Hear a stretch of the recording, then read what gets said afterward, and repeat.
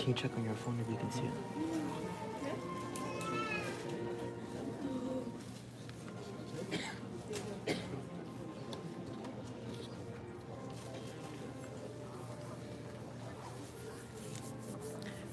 Are Lizzie and I sitting up here? Yeah. They can hear us. Oh, okay.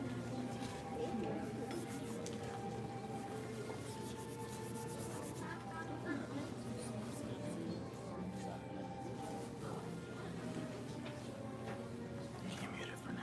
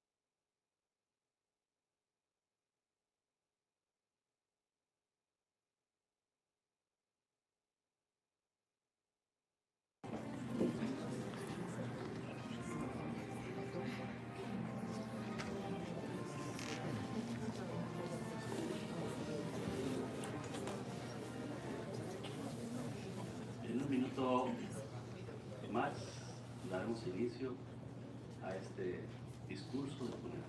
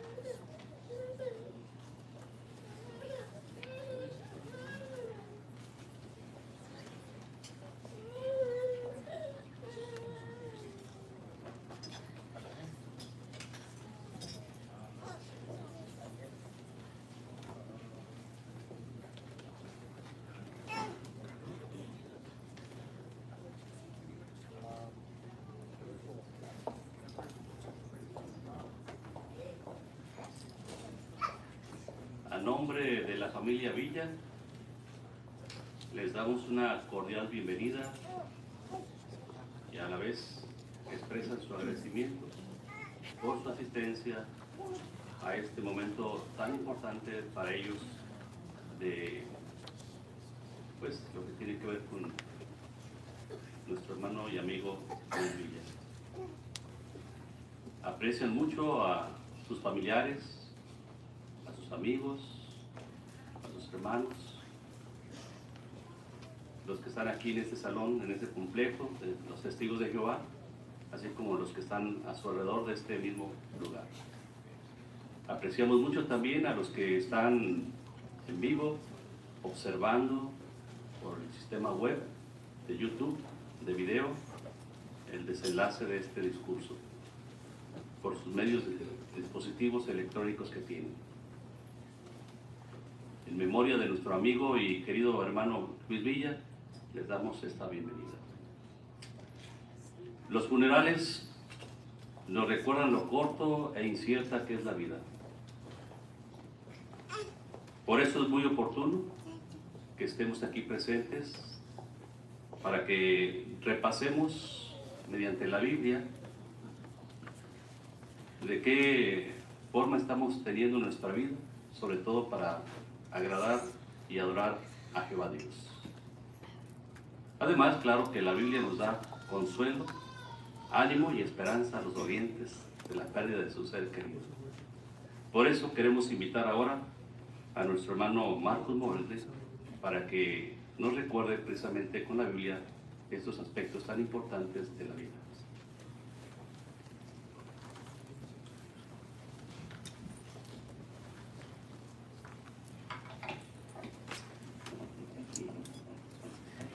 Aunque la mayoría de este servicio estará en español, la familia me pidió el favor de compartir algunas palabras en inglés para los que quizás no entienden el español, así que vamos a hablar ambos idiomas hoy.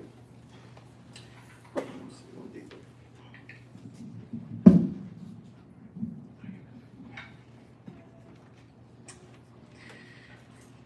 Qué emocionante es ver a tantos aquí. En este salón, en el salón sur, en el salón oeste, en el internet, muchos más, y es una muestra de lo especial que para nosotros es Luis. Luis Villa nació el 15 de junio de 1959 en Zamora, Michoacán de Ocampo. Su padre, Ignacio Villa Anguiano, y María Alfaro Rodríguez tuvieron 5 hijos. Él era el tercero de los 5. Primero Estela, y luego Jesús, Luis, Pedro y Luisa. Y cuando él era joven le gustaba mucho trabajar con su padre en el campo. A mí me decía eso muchas veces cuando estuvimos en el servicio, un día que mucho sol, y él decía, no, me recuerdo los días en el campo. Le encantaba. Y eso vino a ser muy útil cuando después, por algunas circunstancias, su padre tuvo que estar fuera de Zamora. Él quedó ahí cuidando a la familia, aprendió a proveer para sus hermanos, su madre, pero también aprendió no solamente en sentido financiero, sino cómo ser tierno, cómo cuidar por una persona, cómo amar a una persona, y lo hizo tan bien. Más tarde en la vida él conoció a Margarita, una bella esposa de 37 años, y se casaron el día 14 de diciembre de 1981. Y durante este matrimonio dieron la bienvenida a 5 hijos, primero a Ignacio, luego Luis Miguel, Alejandro, ya luego Leslie y también Abraham. Es interesante que nosotros quienes conocemos a Luis muy bien, lo conocemos más que nada como un predicador de las buenas nuevas. Él conoció lo que son los testigos de Jehová tarde en los años 80, 1980 por ahí. Y era debido a que su esposa Margarita aceptó un estudio bíblico con los testigos. Quizás un día ella le puede contar la historia, pero debido a algunas cosas que él había oído, y era un opositor, y de hecho le mandó para México, ¿verdad, hermano? Dice, no, si sigue estudiando, le voy a mandar para México. Bueno, le mandó para México. Pero Jehová tenía planes quizás para Luis, porque allá llegando a México, Margarita encontró que su cuñada también estudiaba. Ok, qué bueno. Aprendieron la verdad. Y por su excelente ejemplo de su esposa tan bella, tan linda, ganó a su esposo y llegó a dedicarse y bautizarse en 1991. Luis era un hombre de mucho celo increíble, no se cansaba, casi en nada que hacía se cansaba, pero especialmente cuando tenía que ver con la predicación. Le dio tanto placer enseñar a otros acerca de su Creador. Su fe era tan firme que llegó a ser un ministro de tiempo completo en el año 1995, y a pesar de altibajas, pues muchas, tener que hasta mudarse de California a otro estado por diferentes dificultades, él continuó con su precursorado. Eso era primero. Los hijos le siguieron. En algún momento todos ellos han servido como ministros de tiempo completo, hasta servicio de especial de tiempo completo. Es el ejemplo que él puso. En esa casa se levantaba y alababan a Dios, y no mediante palabras solamente, sino mediante acciones. Los momentos tan dulces que recuerdan los hijos están en parte aquí registrados para nosotros, y pueden leer mucho más, pero a mí me gustaría leer algo que me mandaron específicamente su hija Leslie. And esto está en inglés. I'm just going to share with you a thought that Leslie Villa shared with me about her wonderful father. He was just such a joy to be with. She writes, he gave to all without expecting anything in return. She says, I remember when I broke my ankle, and my dad came to the house every day to check up on me, and brought me coffee, food, he even cooked. She says, I can't tell you what it was because I sure don't know, she says. But he made it with love. And she says, I would wake up to him singing in the kitchen to some song he probably made up Or it would, just go along with the lines of muñeca, ya es hora que te despiertes, which in English is baby doll, it's time for you to wake up. It was beautiful because it was my song. And I look forward to hearing him sing my song again. All of the fond memories I have of my dad reiterate his love for Jehovah and his never-ending generosity. I didn't know it then, but growing up there was a time when we went through a rough patch. The interesting thing is you wouldn't have ever known it. My dad was not one to sulk or let down during hard times. He truly believed in the words of Matthew 6:33 and did his best to live them. Even when we didn't have much, my dad would always put aside Jehovah's share in the form of donations. He would always have something for us to put in the contribution box and we looked forward to it. Lovely sentiment, we appreciate that. His son, Alex Alejandro, shared with me what I remember most about my dad is just the constant prayer. He was a man of prayer. He prayed all the time.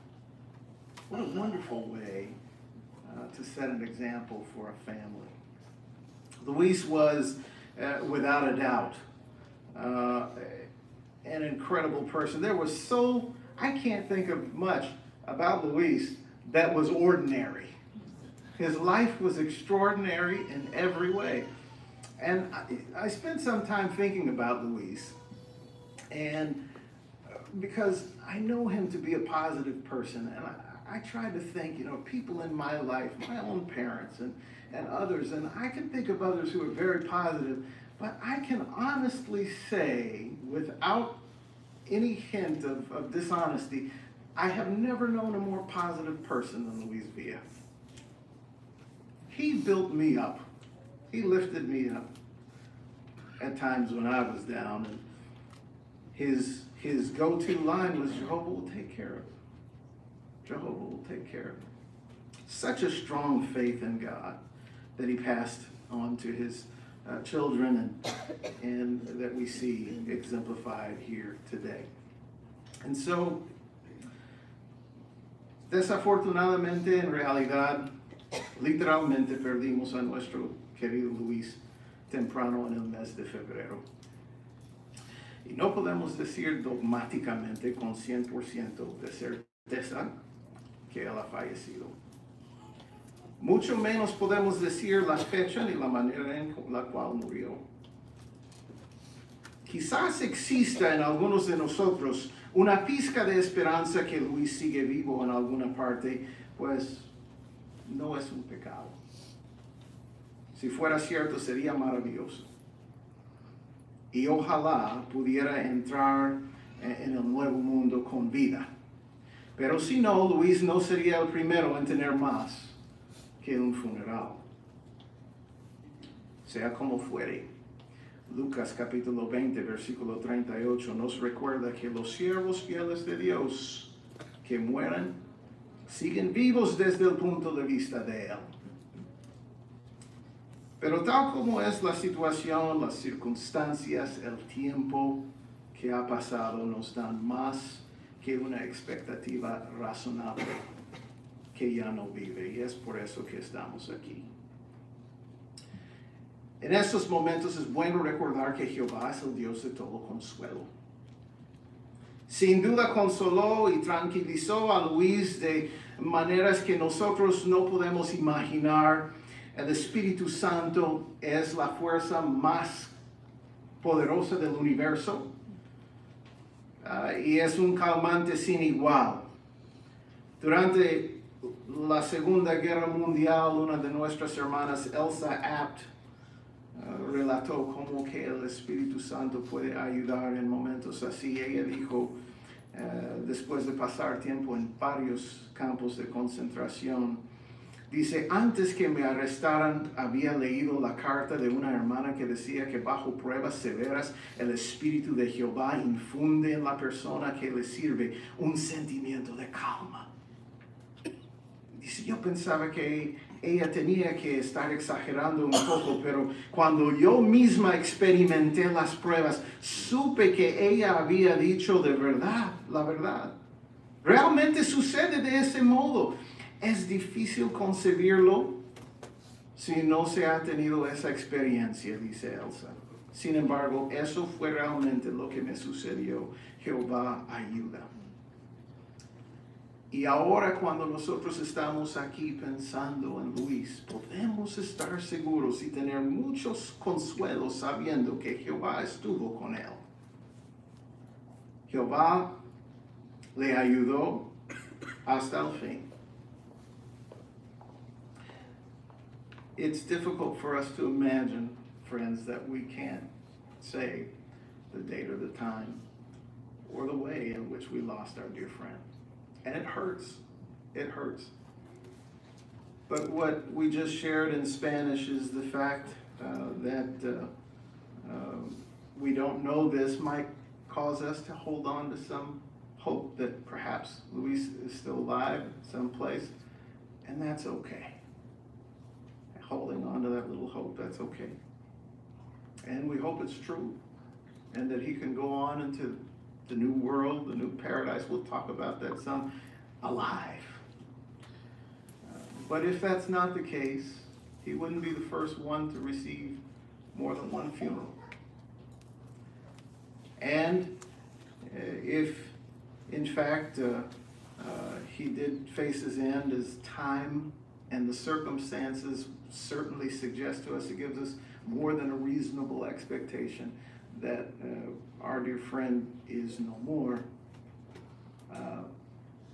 We can take courage and comfort in the fact that Jehovah, throughout the years, has consoled his people with great tranquility and calm by means of his Holy Spirit, more than a few of his servants who have faced even concentration camps. And we won't read it, but we read a quote from Elsa Abt, who served in various concentration camps, and said Jehovah gave her a calm that you can't imagine unless you've experienced it.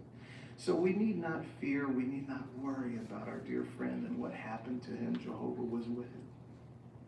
We can let go of fears that some horrible things happened to him. Jehovah was with him. A person of such great faith, Jehovah would treat with nothing less than his loving and kind care. But it still hurts. It still hurts. And it's normal for it to hurt. Es normal sentirse dolor cuando perdemos a un ser querido. Nadie debería pensar que su duelo, su tristeza, sea una señal de una falta de fe. Cuando Lázaro, el amigo de Jesús, murió, note la reacción de su hermana Marta en la Biblia, en Juan capítulo 11. Y vamos a leer varios versículos, empezando con el 23. Vamos a leer del 23 al 25. Dice el 23, Jesús le dijo, tu hermano se levantará. Nota la reacción de Marta. Marta le dijo, yo sé que se levantará en la resurrección en el último día. 25, Jesús le dijo, yo soy la resurrección y la vida. El que ejerce fe en mí, aunque muera, llegará a vivir. Ve, Marta era una persona de fe. Cuando Jesús trató de consolarla, él levantará, ella inmediatamente respondió con la fe que ella tenía. Yo sé, se levantará en el futuro, en el último día. Pero Jesús, como recordándole a ella quién es él, que estaba ahí enfrente de ella, dice, yo soy la resurrección, Marta. El que tiene fe en mí, dice, y aunque muera llegará a vivir. Consuelo que le dio Jesús. Y aún con esta segunda aseguranza de parte de Jesús, Marta llora. Marta llora. Mira lo que dice el versículo 33. Jesús pues cuando la vio llorando, y a los judíos que vinieron con ella llorando, gimió en el espíritu y se perturbó. El duelo hasta afectó a Jesús. Y sigue diciendo, y dijo Jesús, ¿dónde lo han puesto? Ellos le dijeron, Señor, ven y ve. En el versículo 35 dice, Jesús se dio a las lágrimas. Ahora, la mayoría de nosotros quienes estamos aquí sabemos que este relato sigue y Jesús le devolvió la vida a Lázaro en este mismo instante. No había ninguna razón lógica para que Jesús sintiera tristeza por la condición del difunto. Lo que él sentía es el dolor. El aire estaba cargado de dolor intenso. Y Jesús lo sentía. Es normal. Es normal.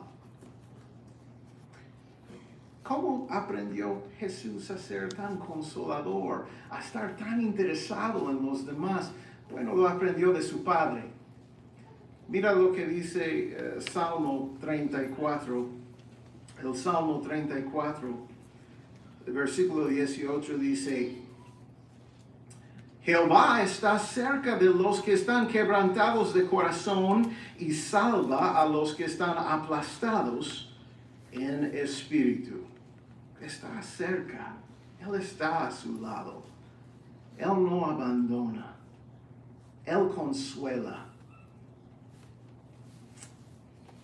El dolor es normal, pero el consuelo de Jehová es grande.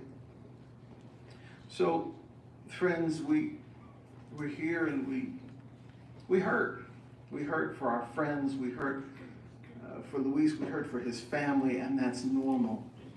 And certainly his family, you have the greatest burden and the deepest pain, and that's normal. The scriptures indicate this, and even people of great faith feel pain. It's not a sign of a lack of faith. If we go to the Bible in John the 11th chapter, we can read about the reaction of a woman of great faith by the name of Martha. And there in verse 23, and John the 11th chapter, we can certainly appreciate that even people of faith mourn. And there in verse 23, Lazarus, a good friend of Jesus, had passed away, and Jesus said to his sister, Jesus said to her, your brother will rise. He was comforting her, consoling her. Martha said to him, notice her faith, I know he will rise in the resurrection on the last day. And then Jesus comforts her again, reminds her who he is, who's standing in front of her. And he says, Martha, I am the resurrection and the life. The one who exercises faith in me, even though he dies, will come to life. And even after this second assurance, this second display of comfort on the part of Jesus, who had already raised others from the dead, Martha still cries. It's normal. It's a tough thing to deal with. In verse 33, Jesus saw her weeping, and the Jews who had come with her weeping. And it didn't even affect him. It said he groaned within himself and became troubled. He said to her, where have you laid him? They said to him, Lord, come and see. In verse 35, Jesus gave way to tears. Now, most of us know that in this experience, Jesus goes on to resurrect Lazarus, restore his life at that very time. There was no logical reason for Jesus to cry tears for the state of his friend Lazarus. His tears were for Martha. The air was saturated with grief. And Jesus could feel that. But he consoled them. He could have simply come in and just raised Lazarus from the dead, but he wanted to console them first. He wanted to give them a reason for faith in the future. It's an example of what we have to look forward to. And we have that because of what Jesus did. Where did he learn this? Well, he learned it from his father, Jehovah. For in Psalm the 34th chapter and verse 18, we read how he himself is near to those who are broken in spirit. And so it's normal to grieve, but we have faith. So let's talk just for a minute about now the biblical reason for our faith. What did Luis teach others? What did he himself believe? What did he spend hours and hours and hours each and every month without pay going and speaking to others about?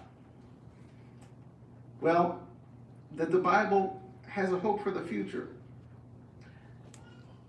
It's an entire world of paradise, but one of the things that was closest to him and that's closest to us and most important to us now is the provision of a resurrection of the dead, the end of death.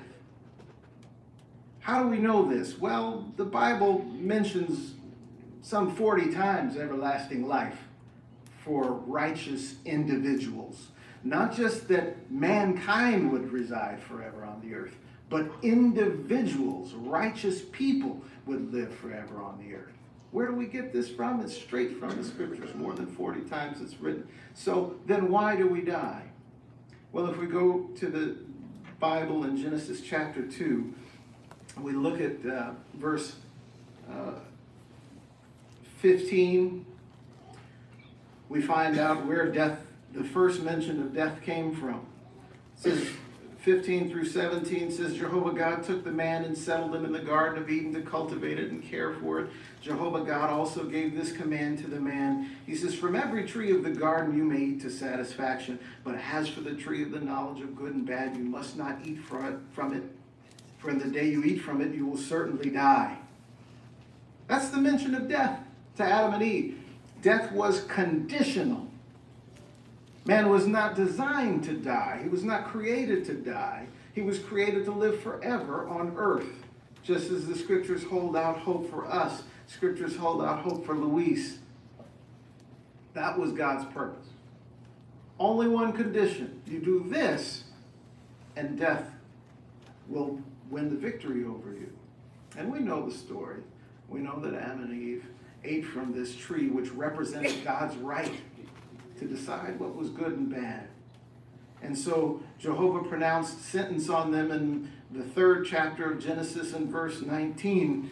We can read what Jehovah said would happen to them. It says, in the sweat of your face you will eat bread until you return to the ground, for out of it you were taken, for dust you are, and to dust you will return. So Jehovah didn't mention anything about going anyplace else. He says simply, you will cease to exist. You are dust, and you will return to dust. So the condition of the dead is very simple here. We're physical beings. We're spiritual people, but we're physical beings. And when we die, there is no part of us that goes anyplace else. Ezekiel, the 18th chapter, verse 4, simply says, all the souls, to me they belong. As the soul of the Father, so also the soul of the Son, to me they belong. The soul who sins is the one who will die. It itself will die, the soul. We are souls, the scripture indicates. The scriptures indicate. We all die because our father, Adam, and our mother, Eve, corrupted themselves in such a way that they lost the right to everlasting life on this earth. And just like in this world, you cannot pass on something to which you have no right. Job, the 14th chapter, verse 4 says, who can produce someone clean out of someone unclean? There is not one. And so, for that reason, Romans, the 5th chapter, verse 12 says that just as through one man sin entered into the world and death through sin, that's why we die. That's why we die. But the Bible gives hope that millions who have died will live again. The resurrection hope is the one that Martha talked about when Jesus came to her. And We can read briefly about that in John the 5th chapter and verses 25.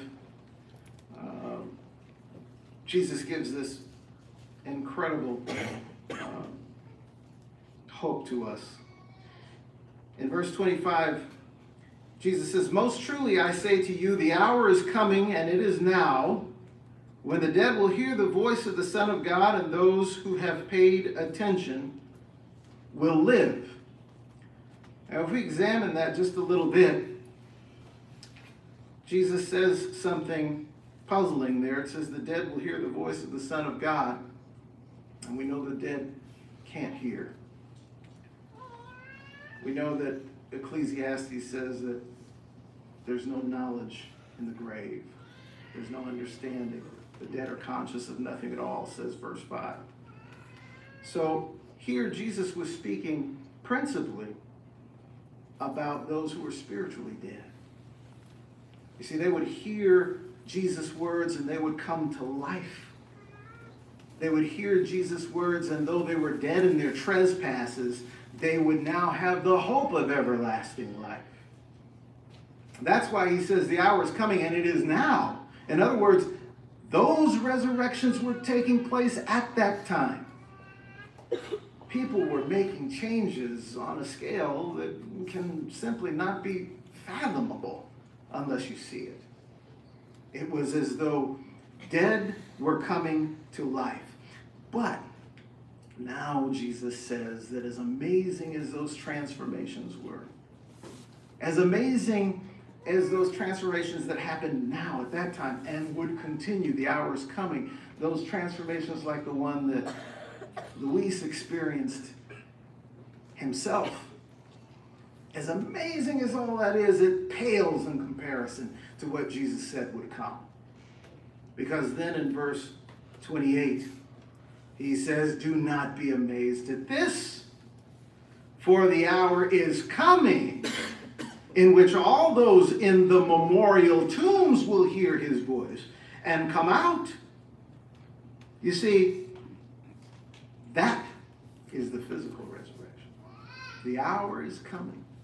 And we know that the dead can't hear, but just like in verse 25, where those who were spiritually dead heard God's word and came to life, these ones who would come from the tombs would be physically brought back to life. They will hear Jesus' words, and if they pay attention, just like it says in verse 25, if they pay attention, they will live. And see, the rest of verse 29 says, "Those who did good things to a resurrection of life, those who practice vile things to a resurrection of judgment." What a wonderful and incredible opportunity that our God Jehovah is offering by means of Jesus Christ. So that means that the resurrection is not only for those who heard people like Luis, who accepted Bible studies from people like Luis, who made those changes and had that spiritual resurrection now like Luis.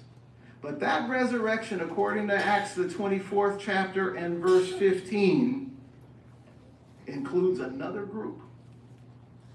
Acts 24:15 says, "And I have hope toward God, which hope these men also look forward to, that there is going to be a resurrection of both the righteous and the unrighteous. Yes, those who had not heard Jesus' voice, those who had not come to know him and his Father, those who had not come to hear the word and make those changes, they also have this incredible hope." Now, there's going to be two resurrections. There's two hopes. The Bible talks about a small number, relatively small, of only 144,000 who are going to heaven, and they're going there not because they ever chose it, not because that's what they wanted to do, but they've received a work assignment in heaven. And that work assignment is to benefit all of humankind. That's the number that's needed to make earth a paradise. No more, no less. So the rest of humankind will receive a resurrection to a paradise earth. And that's exactly what Luis taught. He came to appreciate the goodness of God. He came to appreciate the fairness of God. He came to appreciate how magnanimous he is. And he spent hours upon hours upon hours teaching others. And sometimes they would reject him, sometimes forcibly, but he didn't let that bother him. He loved them too much for their scowls and their bad attitudes to stop him from sharing what was most valuable to him. Always respectfully. Mostly. Always respectfully with the public. Always. So, nuestra esperanza, hermanos, está basado en la Biblia. Sabemos que no fue el propósito de Dios que nosotros muriésemos, porque más de 40 veces la Biblia dice que hay una esperanza eterna, de vida eterna para individuos justos. No solamente la humanidad, sino individuos. Cuando Jehová creó a Adán y Eva, no había mención de muerte, a menos que desobedecieran a Dios. Que comiesen de un fruto que representara el derecho que Dios tiene de gobernar. El derecho que Dios tiene que decidir lo que es bueno y lo que es malo. Y como no pudieron respetar esto, no lo respetaron, Jehová dijo que esto en Génesis capítulo 3, versículo 19. Él pronunció sentencia cuando dijo: con el sudor de tu rostro comerás pan hasta que vuelvas al suelo, porque de él fuiste tomado, porque polvo eres y a polvo volverás. No menciona que el hombre iría a ninguna otra parte, sino que regresaría al estado o la materia del cual fue hecho. Dejará de existir. Las escrituras apoyan esto cuando dice en Ezequiel capítulo 18, versículo 4, que el alma que peca, ella misma morirá. En Eclesiastés leemos que los muertos están conscientes de nada. Eso es el capítulo 9, versículo 5. Que no pueden hacer trabajo. Que no pueden, no tienen pensamientos ya. La muerte es el estado de inexistencia. Y nosotros morimos porque nuestros padres, primeros padres, se hicieron corruptos, perdieron el derecho de vivir eternamente, y como nosotros sabemos, igual en este mundo no se le puede pasar algo a sus hijos si usted no tiene derecho a ello. Pero Jehová mandó a Jesús. Y mediante Jesús hay esperanza. Una resurrección que Jesús mismo habló en Juan capítulo 5, y vamos a leer brevemente el versículo 25, donde Jesús dice: muy verdaderamente les digo, la hora viene y ahora es, cuando los muertos oirán la voz del Hijo de Dios, y los que hayan hecho caso vivirán. Eso quizás es curioso porque acabamos de decir que los muertos no oyen nada. ¿Cómo es que oirán la voz de Jesús? Bueno, aquí Jesús está hablando principalmente de una resurrección espiritual. En el momento que Él estaba predicando en su ministerio, Él estaba despertando la espiritualidad de las personas. Estaban muertos en sus transgresiones, pero mediante su ministerio y su sacrificio, ellos tuvieron la oportunidad de vivir eternamente. Y es por eso que Él dice que la hora viene, pero ahora es, porque estas resurrecciones estaban pasando en ese mismo momento, pero continuarían. Continuaron con muchos de ustedes, con Luis. Él recibió esa clase, por decirlo así, de resurrección. Pero tan tremendo que era, tan maravillosa que era esa clase de resurrección. Ver cómo personas cambiaron quizás con características animalísticas a personas pacíficas y amorosas. Jesús dice que algo mucho más maravilloso vendría. Cuando miles de millones de personas regresarían a vivir. Dice en el versículo 28, no se maravillen de esto, porque viene la hora en que todos los que están en las tumbas conmemorativas oirán su voz y saldrán. Ahora, ellos oirán la voz de Jesús, pero después de haber sido resucitados, oirán, quizás literalmente oirán la voz de Jesús, pero también la voz, las instrucciones que Jesús da. Como igual en el versículo 25 dice, los que hicieron caso a su voz, vivirían. Igualmente los muertos resucitados, si hacen caso, dice el versículo 29, los que hicieran cosas buenas, después de oír a una resurrección de vida, su vida continuará para siempre. Los que practicaron cosas viles, a una resurrección de juicio. Qué maravilloso es Jehová, da a todos una oportunidad, múltiples oportunidades. Luis sabía eso y pasaba decenas de horas cada mes hablando a las personas de esa maravillosa provisión. Y por eso en Hechos capítulo 24, versículo 15 dice que va a haber resurrección así de justos como de injustos. Los que no tuvieron la oportunidad de hacer los cambios, de aprender de Jesús acerca de su Padre, regresan. Jehová es increíble y magnánimo en su bondad. Pues ahora debemos pensar, ahora que tenemos esa esperanza, debemos consolarnos. ¿Por qué estamos aquí? Bueno, como mencionó el hermano Moreno, los funerales nos recuerdan, o los memoriales en este caso, nos recuerdan de lo incierto que es la vida. I never thought I'd be here to memorialize my friend, with whom I spent the better part of my Tuesday mornings and my Thursday afternoons with every single week. A person so full of life, so full of love, so full of mercy and forgiveness. He had been treated by people, some people, so poorly, and like Leslie said, you'd never know it. You'd never know it. He didn't complain.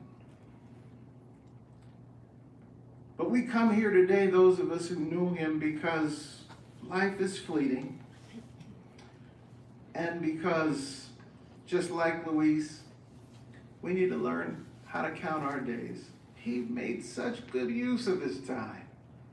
He knew how to count his days. He didn't waste time pursuing things, material things of this world. He didn't waste time trying to store treasures on earth, but rather he listened to Jesus' words in Matthew, the 6th chapter, in verse 19.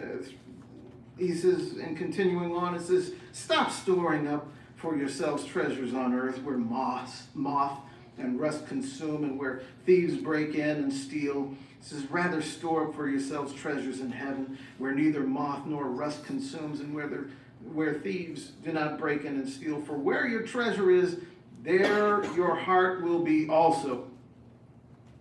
That's where Luis's treasures were. He didn't have much in a physical sense, in a monetary sense, in a material sense, but yet whatever he had was yours. And there was a word that I think his children probably heard a lot, but that he never wanted to hear from anybody else, and that was no.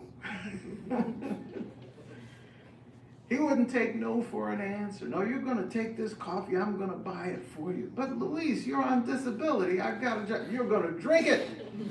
You're going to drink it. He was generous, but not just with what meager material things he had. What's more important, he was generous with his time. He was generous with his affection.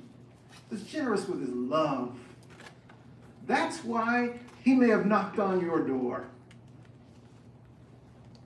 fearing perhaps that maybe you would reject him, but he did it because he loved whoever was behind that door. And his generosity said, they might reject me, they might treat me poorly, but my goodness, there might be on the other side of that door somebody who doesn't know Jehovah and that needs him. And so it's appropriate that we're here because now we look at our lives and we come to a place where we learn how to count our days. Ecclesiastes, the 7th chapter, verse 1 says that a good name is better than good oil in the day of death, one's death, than the day of one's being born. Luis had a good name. And while we console one another and we think about Luis's life, let us not be sidetracked by his death.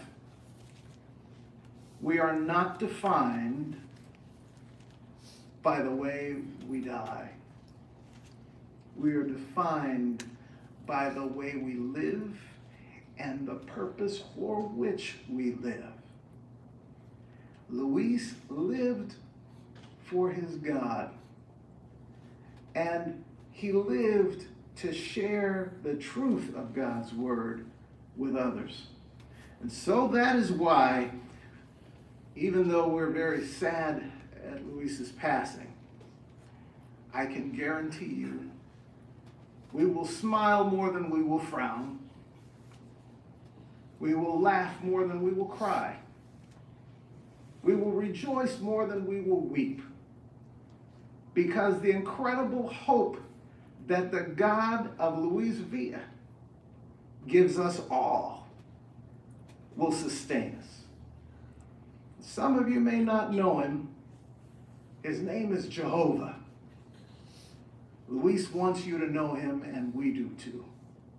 Because if you do, it is more certain than not that you will love him, and you will want to serve him, and you will spend forever in a paradise on earth with Luis and his family and all the other servants of Jehovah.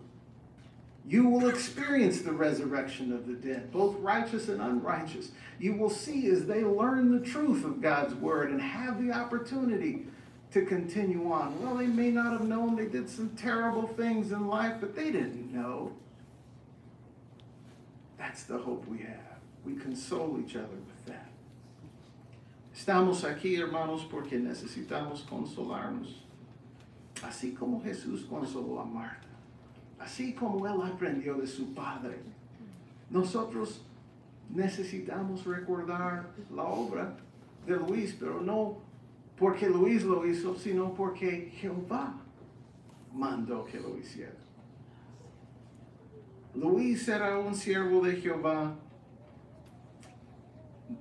desde el momento que abrió sus ojos hasta el momento que los cerraba en la noche para dormir. Y él sabía cómo contar sus días. Él no perdió tiempo buscando cosas materiales, no. Él más bien atesoraba en el cielo. Y esto es algo que nadie le puede quitar. La esperanza de la resurrección nos da un incentivo para aprender cuál es la divina voluntad de Jehová y hacerlo. Necesitamos consolarnos, pero necesitamos también actuar. Y yo sé que eso es lo que Luis nos diría. Todo eso es excelente, ahora predica. ¿Eh? Tenemos trabajo que hacer. Nosotros sabemos que a pesar de lo triste que quizás estemos ahora, en este mismo momento, puedo garantizarles que vamos a reír más que vamos a llorar y vamos a regocijarnos mucho más que vamos a estar tristes. Y eso es porque el Dios que Luis Villa servía tiene una esperanza segura para todos nosotros. Se llama Jehová, conózcalo. Porque si lo conoce, lo va a amar, y si lo ama, lo va a servir, y si lo sirve, va a vivir eternamente, va a dar la bienvenida no solamente a Luis Villa, sino a todos sus seres queridos que están en las tumbas conmemorativas. Pedimos que Jehová le dé fuerza para aguantar estos días, servirlo a Él con todo el corazón, como hizo Luis Villa, y vivir para siempre. Una vez más, queremos decir que Luis Villa fue un siervo de Jehová. Eso es lo que él quisiera, estoy seguro, que lo reconocieran como un siervo de Jehová. Nada más, nada menos. Luis Villa was a servant of Jehovah. And that's the way he would want to be remembered. Not because he wouldn't want to be remembered as the greatest this or the greatest that, just a servant of Jehovah. I'll add this. He was a servant of his fellow man too. So we love him. And family, we love you. The next few days and weeks will be tough. But each time you remember him, there'll be more smiles than frowns, just like we said. And we're here for you. We hold you close and we take you in. And we will never let you go, just like Jehovah. He's the one that teaches us to do that. So we can all rejoice, not in Luis's death, but in the hope that he shared with others and that his God gives us all.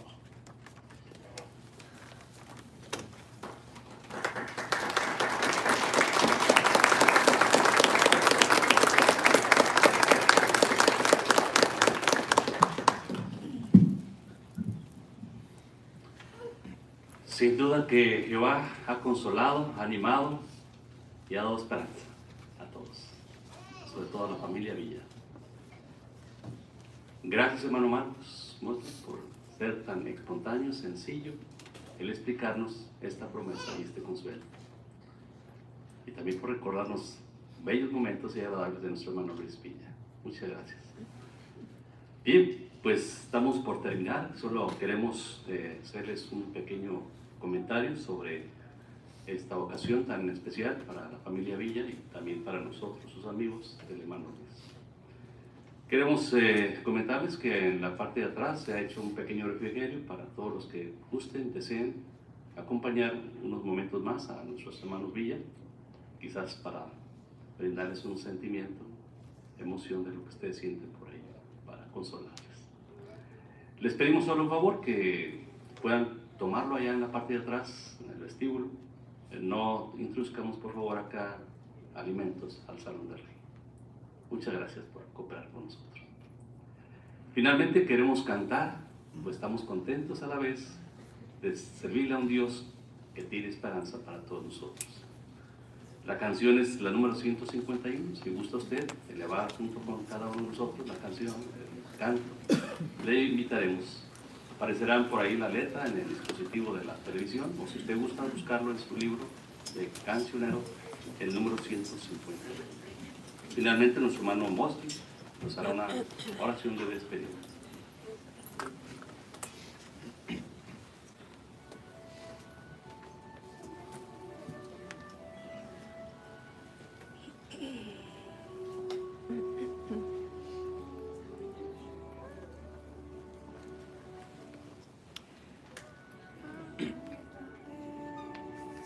Neblina que se va, llevada por el viento,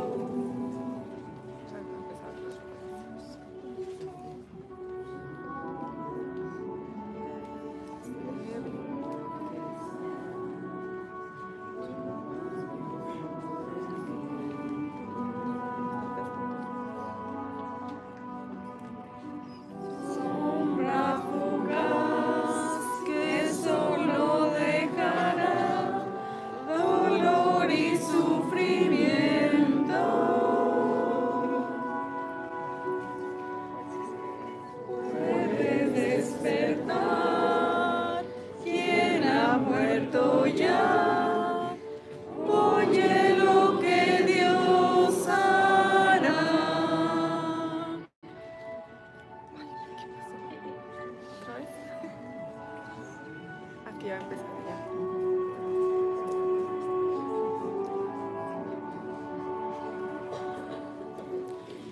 La vida es neblina que se va, llevada por el viento.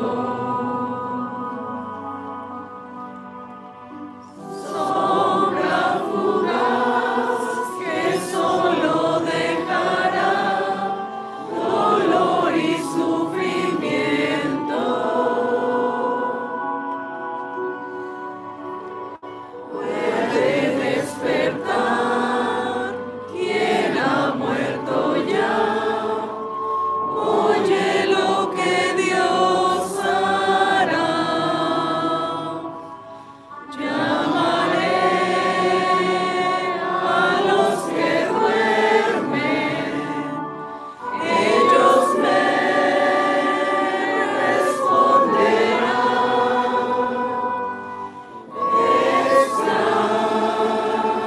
extraño tanto verlos, ese día llegará.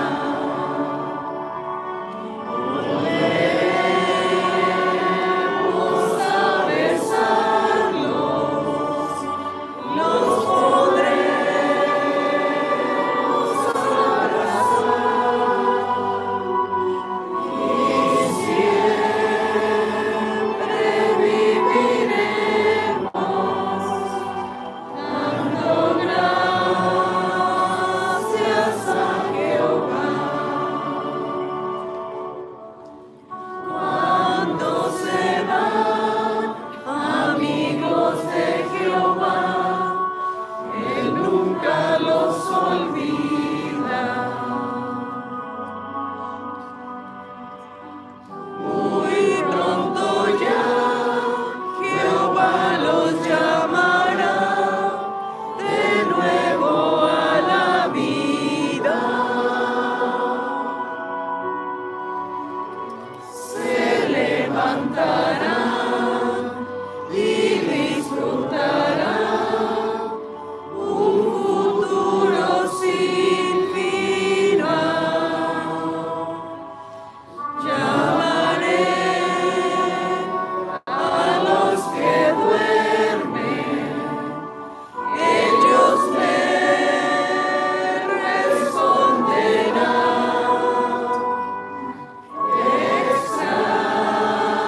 Extraño tanto verlos, ese día llegará.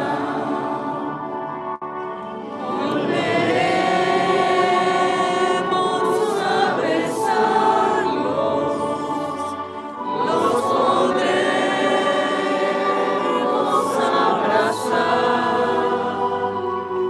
y siempre viviremos dando gracias a Jehová.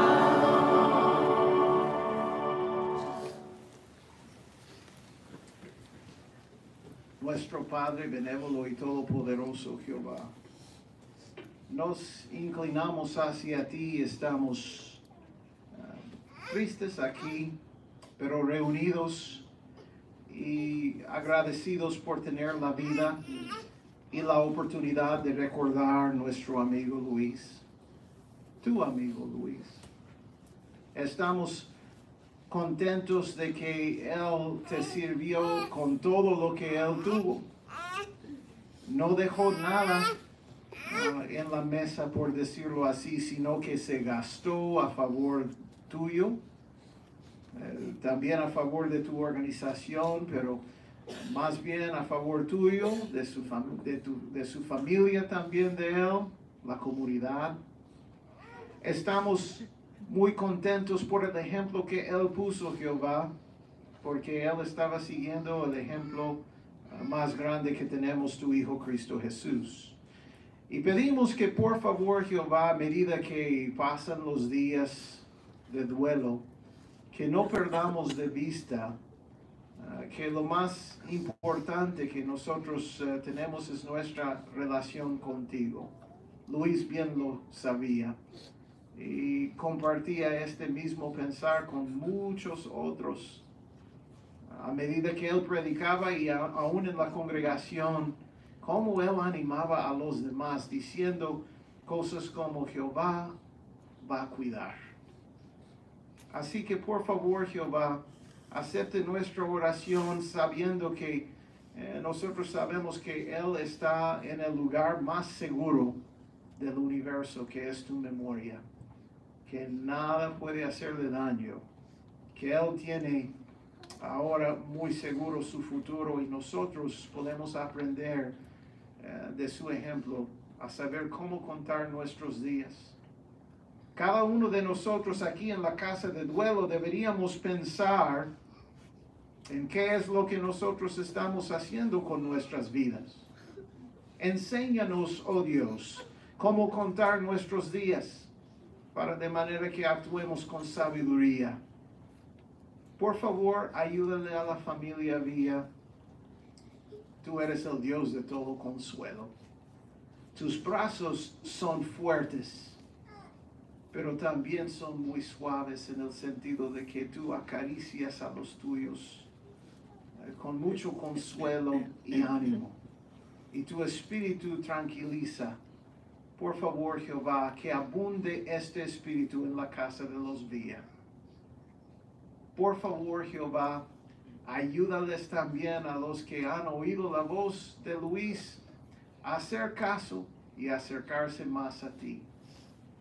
No hay nada que le daba más felicidad a él que ver que sus hijos siguieran andando en la verdad, tanto los hijos físicos, los 5 que tiene, sus nietos que están aquí, pero también los hijos espirituales que él tiene. Ahora dejamos la memoria de Luis bien seguro en tus manos. Y por favor, Jehová, ayúdanos a que haya un intercambio de ánimo y estímulo, especialmente para la familia. Gracias, Jehová, por amarnos tanto. Y aceptes, por favor, nuestra oración desde lo más profundo de nuestros corazones y en el nombre de Jesús. Amén. Amén.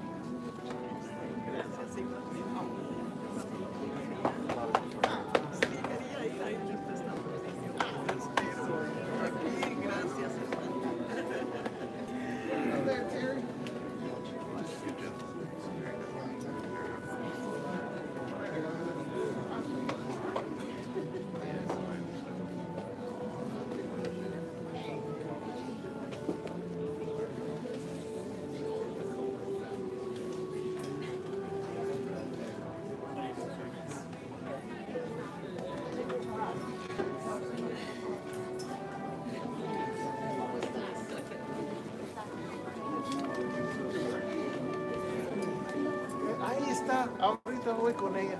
Yo no sé dónde fue. Se me fue. Ay, lo busco ahorita. Hey, man, how you been? Thank you.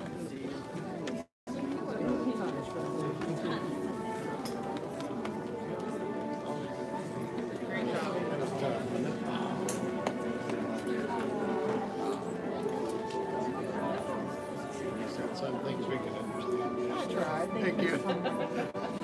Makes it a little long.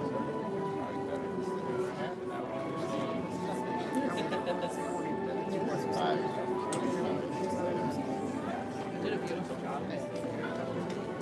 My teachers, I understood some of what she said.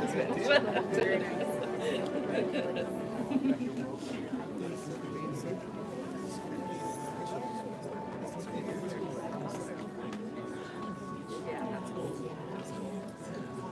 Yeah. As a matter of fact, she with one of she was here. No, I was talking about her. Really?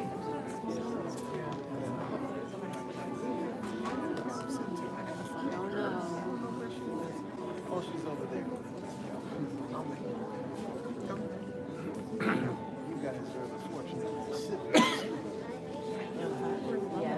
We heard you were trying to take them. That's what we heard about you going on. Talking about that. Hey, hey, nice try. I told him. Nice try. I told him.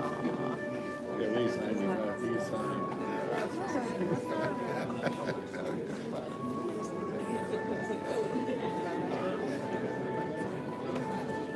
Well, you know what? We can just handle it. You can all just come. Nervous too, as long as we all stay together.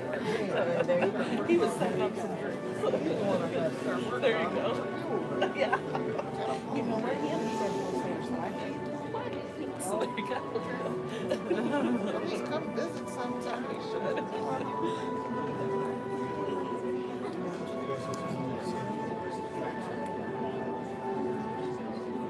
Hot shit. It's okay. Yeah, you're fine.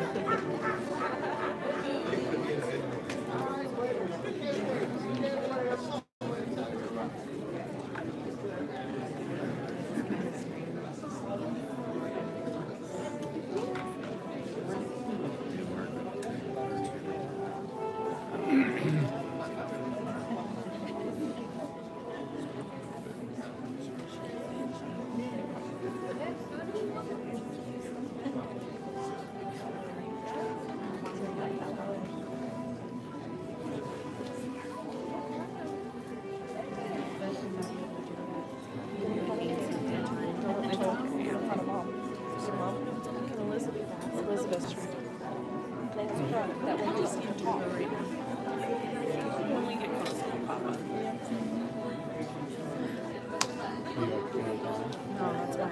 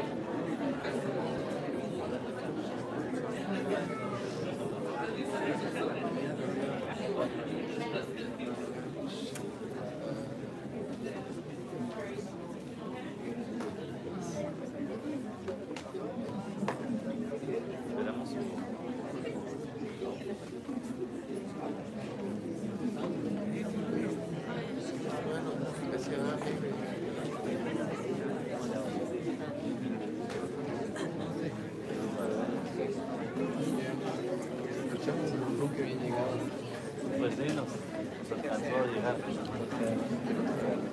Y estamos enviar la oportunidad.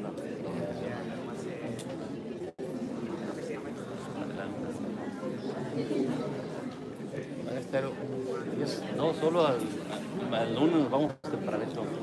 Regresamos temprano. Vuelve paso. Pero vuelven. Sí, tenemos ya planes para agosto venir. ¿Agosto? Finales de agosto. Ya están los planes ahí, pero con tranquilidad ya. Calma. Da tiempo de ir. Sí, a ver si nos toca verlos ahí. Me gustaría. Claro. Me gustaría.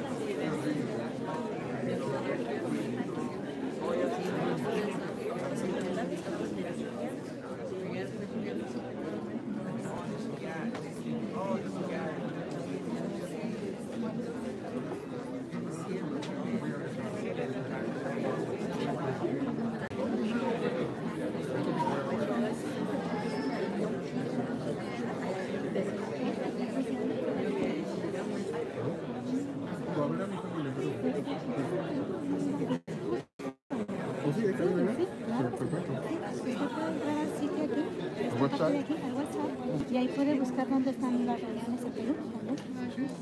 Gracias. Muchas gracias. Gracias. ¿Dónde está? Ahí está. ¿La hermana aquí?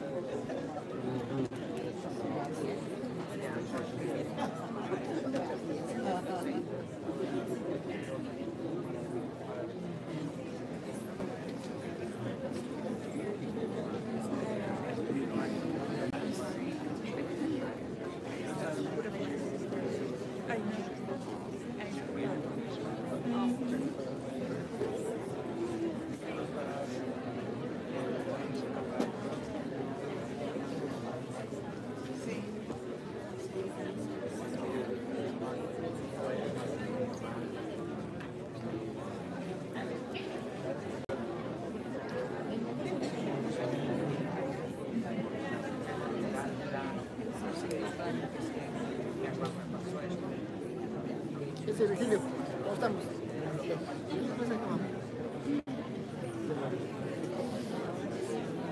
Oh. ¿Cómo está, hermano? ¿Cómo pasó? Bien, bien. Bien. Gracias, hermano, igual. Qué bonito eso de la seguridad.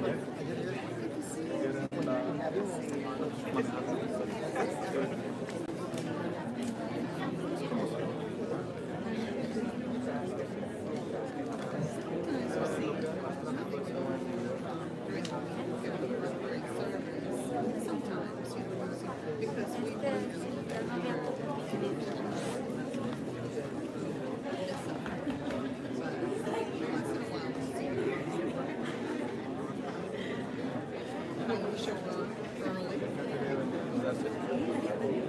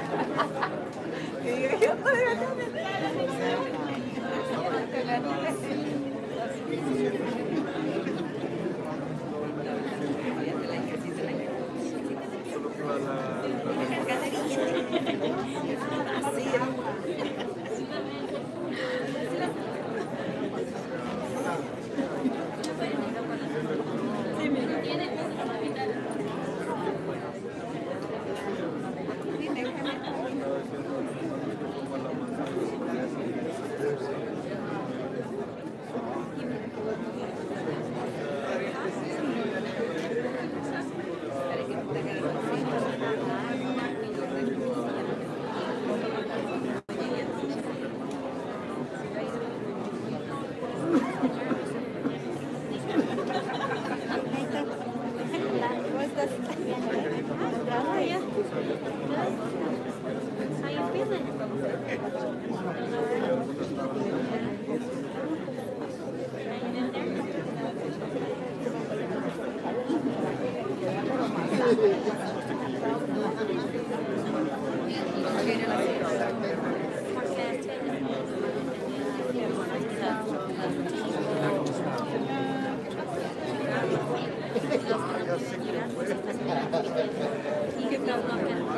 Bien, bien, vale.